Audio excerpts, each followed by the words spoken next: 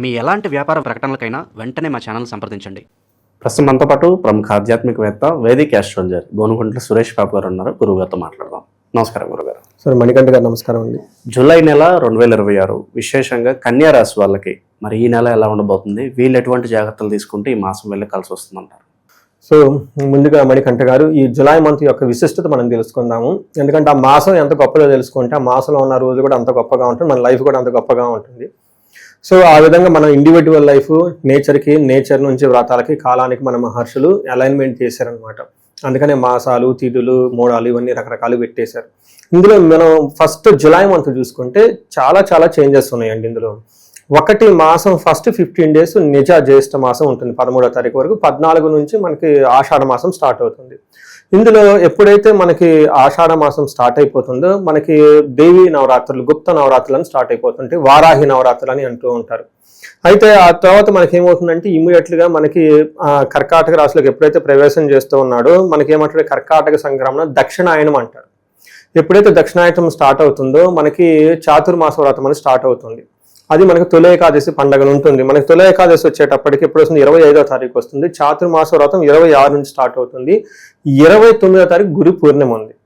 అంటే ఇప్పుడు ఈ ప్రకారం చూసుకుంటే మనకి గురుమోడం ఉంది, వారాహి నవరాత్రులు ఉన్నాయి, చాతుర్మాసం ప్రారంభం అవుతుంది, ఆషాఢ మాసం ప్రారంభం అవుతుంది, గురు పూర్ణిమ ఉంది. సో ఇన్ని రకాల విశిష్టతలు మనకి ఈ మాసంలో కలిగి ఉన్నాయి కాబట్టి ఇది చాలా ముఖ్యం, అందరూ సెలబ్రేట్ చేసుకోవాల్సిన మాసం అని చెప్పుకోవచ్చు. మన జ్యోతిష శాస్త్రం ప్రకారంగా గ్రహాలు మారుతూ ఉంటాయి కాబట్టి 3 గ్రహాలు మారుతున్నాయి. జూలై 4వ తారీఖు, 7వ తారీఖు, 16వ తారీఖు. ఇందులో వచ్చేటప్పుడు శుక్రుడు, బుధుడు, సూర్యుడు వరుసగా మారుతూ ఉన్నారు కాబట్టి మనం ఈ 12 రాశుల వారికి టోటల్గా ఎలా ఉండబోతుంది ఏంటనేది దీని గురించి తెలుసుకుందాం. మనం కన్యరాశి చూసుకుంటే కొంచెం మిక్స్డ్గా ఉందని చెప్పుకోవచ్చు. అంటే మరీ అంత ఫేర్గా ఏం లేదు, బట్ ఓవరాల్గా చూసుకుంటే ఒక 60 to 70% బాగుందని చెప్పుకోవచ్చు.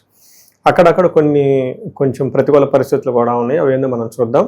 ఇందులో ముందుగా చెప్పుకునే ముందు కన్యరాశిలో ఉన్న నక్షత్రాలు అవి చూసుకుంటే ఉత్తర 2, 3, 4 పాదాలు, హస్త 1, 2, 3, 4 పాదాలు, చిత్త 1, 2 పాదాలు అంతా ఈ కన్య రాశిలో ఉంటారు. మనం పేరు బలం ప్రకారం చూసుకుంటే వీళ్ళకి టో, పా, పీ, పు, షం, నా, టా, పే, పో అన్న లెటర్స్ అంతా కూడా ఈ కన్య రాశిలో ఉంటాయని గమనించాలి. ఇందులో మనకి లఘు గోచారము, సూక్ష్మ గోచారం అనే ఒక కాన్సెప్ట్ ప్రకారం చూసుకుంటే చిన్న మాటల్లో హోల్ మంత్ అంతా ఎలా ఉందో మనం చెప్పుకోవచ్చు అనమాట. ఇందులో మనకేం చెప్తారంటే శాస్త్రాల్లో విత్తలాభం, దేహ రుజం, శేష సౌఖ్యం, అర్ధ ప్రాప్తిం అంటారు.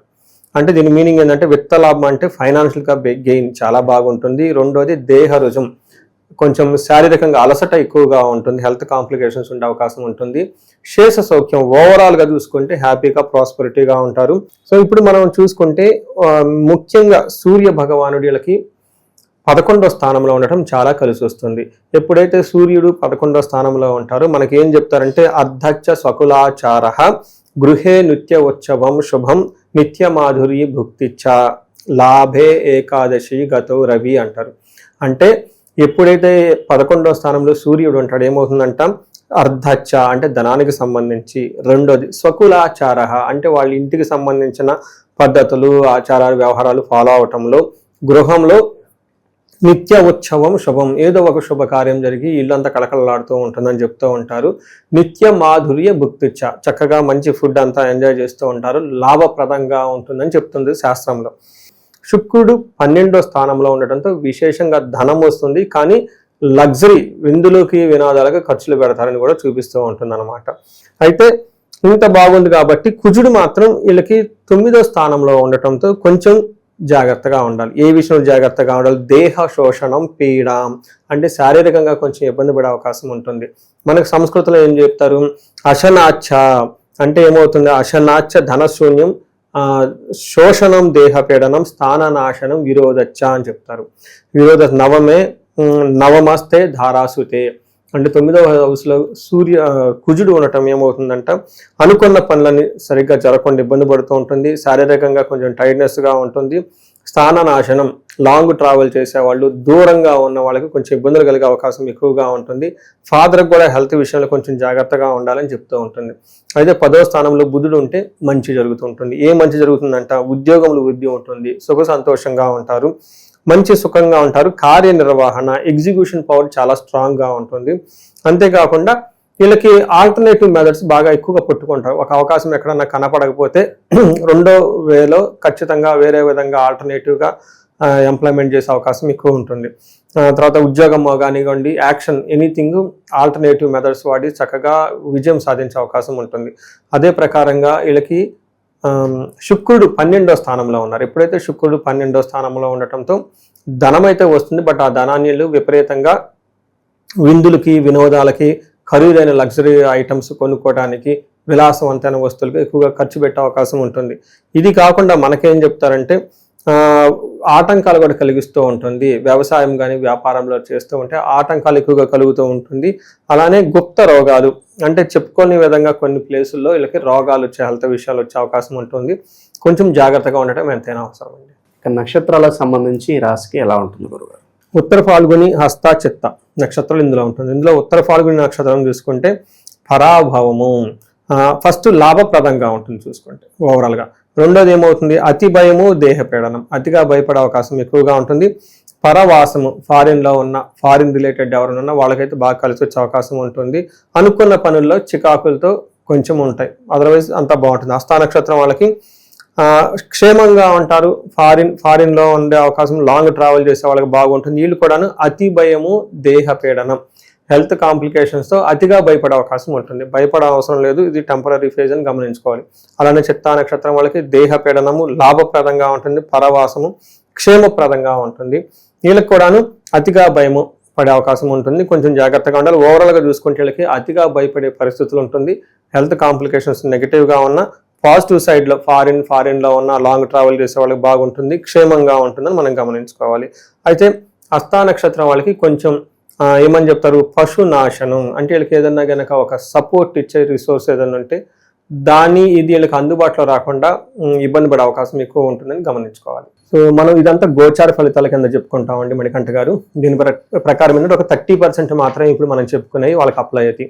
అయితే ఇండివిజువల్ జాతకం చూపించుకోవడం చాలా చాలా ముఖ్యం. కొంతమందికి ఎవరికైతే ఏజ్ 40 to 50 years మధ్యలో ఉండేసి, అంటే +or- 40 years, దీన్ని మిడ్ లైఫ్ క్రైసిస్ అంటూ ఉంటారు చాలా మందికి. లేడీస్కి పోస్ట్ మెనోపాజ్ అని, ప్రీ మెనోపాజ్ అని, జెంట్స్ కూడా ఏమంటారంటే కొంచెం హార్మోనల్ చేంజెస్ ఉన్నాయని చెప్తూ ఉంటారు. అంటే సడన్గా ఏమవుతుందంటే వాళ్ళ లైఫ్లో 10 years కెరియర్ గ్రోత్ సక్సెస్ఫుల్గా ఉండి, అకాడమిక్స్ అంతా సక్సెస్ఫుల్గా ఉండి, వాళ్ళ లైఫ్లో ఒక మేనేజర్ లెవెల్లో ఒక ఉన్నతమైన పొజిషన్కి ఆల్రెడీ వచ్చి, ఇప్పుడు లైఫ్లో ఒక స్టాగ్నేటెడ్గా ఫీల్ అయి ఉన్నారు, గ్రోత్ లేదు, వ్యాక్యూమ్ వచ్చింది, జాబులు పోయి ఇబ్బందులు పడిపోతున్నారంటే ఒక్కసారి వాళ్ళు సీరియస్గా జాతకం చూపించుకోవడం చాలా చాలా ఇంపార్టెంట్. ఎందుకంటే ఈ టైంలో వాళ్ళకి గ్రహ శాంతులని, లేదంటే గ్రహ దోషాలని, లేదంటే శాపాలని ఉంటాయి అనమాట. ఈ శాపాలు వాళ్ళకి ఎఫెక్ట్ అవుతూ ఉంటాయి అనమాట. జనరల్గా మనకి ఏం చెప్తారంటే మోడర్న్ సైకాలజీలో మిడ్ లైఫ్ క్రైసిస్ అని చెప్పేస్తూ ఉంటారనమాట. బట్ జ్యోతిష శాస్త్రంలో దానికి చాలా వివరణ ఇచ్చారనమాట. శాపాలని, గ్రహ దోషాలని అవన్నీ. ఒకసారి వాళ్ళ గ్రహాలు ఇండివిజువల్గా జాతకం చూపించుకోవడం చాలా ముఖ్యం. వాళ్ళకి ఫైనాన్షియల్ ప్రాబ్లం ఉన్న స్వర్ణలక్ష్మి విశేష హోమం చేయించుకోవటము, ఏమైనా కానీ హెల్త్ కాంప్లికేషన్స్ ఉంటే ఆయుష హోమం చేయించుకోవటం, అంతేకాకుండా చండీ హోమం, అందరికి ఏదైనా కనుక సీరియస్ ప్రాబ్లమ్స్, కన్సర్న్స్ ఉంటే కనుక చండీ హోమం చేయించుకోవటం, ఇలా మన్యు పాశుపత అభిషేకాలు ఇవన్నీ చేయించుకుంటే వాళ్ళ యొక్క ఎలాంటి సమస్య ఉన్నా కానీ సమస్యకు సంబంధించిన పరిష్కారాలు మనం కనుక్కోవచ్చు. భార్యాభర్తల మధ్య అన్యోన్య దాంపత్య పాశుపత అభిషేకం అని చెప్పేసి ఇలా అన్నీ చేసుకోవచ్చు. అయితే మనకి ఈ నెల 14వ తారీఖు, అంటే జులై నెల 14వ తారీఖు నుంచి 22 వరకు వారాహి నవరాత్రులు సెలబ్రేట్ చేస్తూ ఉన్నాం. అంటే నాకు ఇది వచ్చేటప్పుడు పబ్లిక్ మీడియాతో ఇంటరాక్ట్ అవటం థర్డ్ పండుగ అని, లేదంటే 4th అయి ఉండొచ్చు, 3rd or 4th. ఈ ఎవ్రీ ఇయర్ మేము కొన్ని సెలబ్రేషన్స్, కొన్ని హోమాలు, పూజలు అన్ని ప్లాన్ చేయటం, కొన్ని సామూహికంగా, కొన్ని ఇండివిజువల్గా రకరకాలుగా చేస్తూ ఉన్నాం. బట్ ఈసారి కూడా మేము ఏం చేస్తున్నామంటే వారాహి పాశుపత విశేష హోమం అని చేస్తూ ఉన్నామండి. ఇది చాలా పెద్ద హోమము, ఒక దాదాపు 15 మంది దాకా బ్రాహ్మణులు పడుతూ ఉంటారు. ఇది 1 to 1 చేయడం జరుగుతుంది. ఈసారి సామూహికంగా చేయటం లేదు, పోయినసారి చేసేసి అంతా మేము అరేంజ్మెంట్ చేయలేక డబ్బులు రిటర్న్ ఇవ్వడం కూడా జరిగింది చాలా మందికి. బట్ ఇదేంటంటే ఓన్లీ సెలెక్టెడ్ పీపుల్కి 1 to 1 చేయటం జరుగుతుంది. దాదాపు 15 నుంచి 20 మంది బ్రాహ్మణులు పడుతుంటారు. వారాహి పాశుపత విశేష హోమం చేస్తూ ఉన్నాం అనమాట, దాదాపు 15 మంది. ఇది వచ్చేటప్పుడు 4:30 గంటల 5 గంటల పెద్ద హోమం పడుతుంది. Only in a day 2 times. నవరాత్రులు స్టార్ట్ అయిన 14వ తారీఖు నుంచి 22వ తారీఖు వరకు మార్నింగ్ ఒక స్లాట్, ఈవినింగ్ ఒక స్లాట్. ఈవినింగ్ స్లాట్ ప్రిఫరబుల్గా NRIలకి, అమెరికా ఉన్న వాళ్ళకి చేస్తూ ఉన్నాము. దీనివల్ల ఎందుకు చేయించుకోవాలంటే ఫస్ట్ కార్యజయం, చాలా నాలెడ్జ్ ఉంది, ఎగ్జిక్యూషన్ చేయలో ఫెయిల్ అయిపోతున్నాం అనుకున్న వాళ్ళకి వారాహి అమ్మవారికి చేయించుకోవాలి. రెండోది తగాదులు, శత్రుబాధలు ఏమైనా ఉంటే దానికి సంబంధించి చేసుకోవాలి. డైరెక్ట్గా ఇండైరెక్ట్గా ఎవరికైనా ప్రాబ్లమ్స్ ఉంటే చేయించుకోవాలి. మూడోది రియల్ ఎస్టేట్ పీపుల్ ఎవరైతే ఉన్నారో, స్టాగ్నేటెడ్గా ఉన్నారో, నేను ఎక్కడో ఆర్టికల్ చూస్తాను 80,000 అపార్ట్మెంట్లు ఏమో అన్యూజ్డ్, కొంతమంది పేమెంట్ కట్టేసి డ్రాప్ అయిన వాళ్ళు మొత్తం లాక్ అయి ఉన్నారనమాట. ఇలాంటి ఎవరైనా రియల్ ఎస్టేట్లో వాళ్ళు ఉన్నా కానీ లైఫ్లో ప్రోగ్రెస్ లేదు, ధనం లేదు అని అనుకుని ఎవరైనా కనుక అనుకుంటూ ఉంటే ఇది వాళ్ళకి ఈ నవరాత్రుల టైంలో చాలా మంచి ఒక అవకాశము. ఇంట్రెస్ట్ ఉన్న వాళ్ళు మాత్రం ఖచ్చితంగా ఫోన్ చేసి అపాయింట్మెంట్ తీసుకోండి. ఒకసారి మళ్ళా చెప్తున్నాను, 18 కంటే హోమాలు ఎక్కువ చేయలేము. In a day only 2 morning and evening. Morning preferably ఇండియన్స్కి, ఈవినింగ్ స్లాట్ ఎన్ఆర్ఎస్కి మేము అరేంజ్మెంట్ చేస్తున్నామండి. దీన్ని సద్వినియోగం చేసుకోవాలని చెప్పేసి నేను కోరుకుంటూ ఉన్నాను. ఇక పరిహారాల విషయానికి వస్తే వీళ్ళకి ఎలాంటి పరిహారాలు సూచిస్తారు గురువుగారు? వీళ్ళకి బుద్ధులు మిక్స్డ్గా ఉంది కాబట్టి మెయిన్ కుజుడు కొంచెం ఇబ్బంది పెడుతూ ఉన్నారు కాబట్టి సుబ్రహ్మణ్యేశ్వర స్వామి ఆరాధన చేసిన. రెండోది క్షేత్ర పాలకులు, దగ్గరలో ఉన్న గ్రామ దేవతలను, వాళ్ళకి దగ్గరలో ఉన్న బాగా పాపులర్ అయిన గుడిలో ఉన్న దర్శించుకుంటే చాలా బాగుంటుంది. నెక్స్ట్ మనకి నాగుల కట్ట అని చెప్తారు, ఓకే, అశ్వత్ కట్ట కూడా అని అంటుంటారు. చక్కగా మర్రి చెట్టు కింద జంట నాగు పాములు ఎక్కడైతే ఉంటాయో అక్కడ ప్రదక్షిణం చేసి చక్కగా ఆ జంట నాగులకి క్షీరంతో, పాలతో కానీ లేదంటే నీళ్లతో అభిషేకం చేసి స్వహస్తాలతో పూజించి దీపారాధన చేస్తే చాలా చాలా నెగిటివ్ ఎనర్జీ అంతా పోయేసి చక్కగా ఉంటారని తెలుసుకోవచ్చు. ఇది కాకుండా వీళ్ళకి ఈ రాశి వాళ్ళకి సహజంగా అంతా బాగుంది. ఇన్ కేసు ఎవరికన్నా బాగాలేకపోతే ఇండివిజువల్ జాతకం చూపించుకోవడం చాలా ముఖ్యం. వీళ్ళైతే సుదర్శన హోమం అని ఉంటుంది, అది కనుక చేయించుకోగలిగితే టోటల్గా ఫుల్ ఫ్యామిలీ అంతా ఆరా ప్రొటెక్షన్ వచ్చేసి బాగుంటుంది. ఓవరాల్గా ఈ రాశి వాళ్ళకి ఈ నెల ఎలా ఉండబోతుంది మంచి విశ్లేషణ అందించారు. ధన్యవాదాలు. ధన్యవాదాలండి.